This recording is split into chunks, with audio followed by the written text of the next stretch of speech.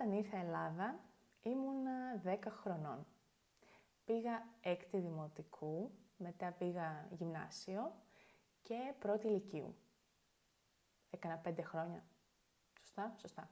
Και επέστρεψα πίσω στη Λευκορωσία, συνέχισα το σχολείο στη Λευκορωσία και δεν ξέχασα τα ελληνικά. Θα πει κανείς σιγά το πράγμα, ήταν μικρό παιδί, της ήταν πιο εύκολο να μάθει τη γλώσσα. Ναι, μπορεί. Προσπαθούσα πάντοτε να έχω μία καθαρή προφορά, να μην ακούγεται ότι δεν είμαι Ελληνίδα. Δεν ήθελα να ακούσω ποτέ να λένε αυτή είναι Ρωσίδα, γιατί εκείνα τα χρόνια όλοι ξέρουμε τι θα πει αυτή είναι Ρωσίδα. Δεν ξέρω αν ισχύει αυτό και τώρα.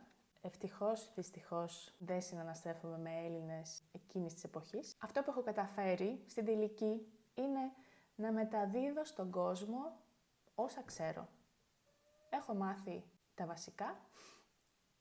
Έχω μάθει παραπάνω από τα βασικά, εντάξει. Και εδώ και 15-16 χρόνια ασχολούμαι με τη διδασκαλία της ελληνικής. Αυτός είναι ο γάτος μου.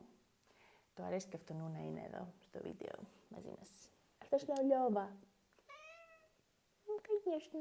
Είναι πολύ όμορφος. Λοιπόν, αυτή είμαι εγώ. Η ζωή μου όλη είναι η διδασκαλία της ελληνικής γλώσσας. Λατρεύω τη γλώσσα.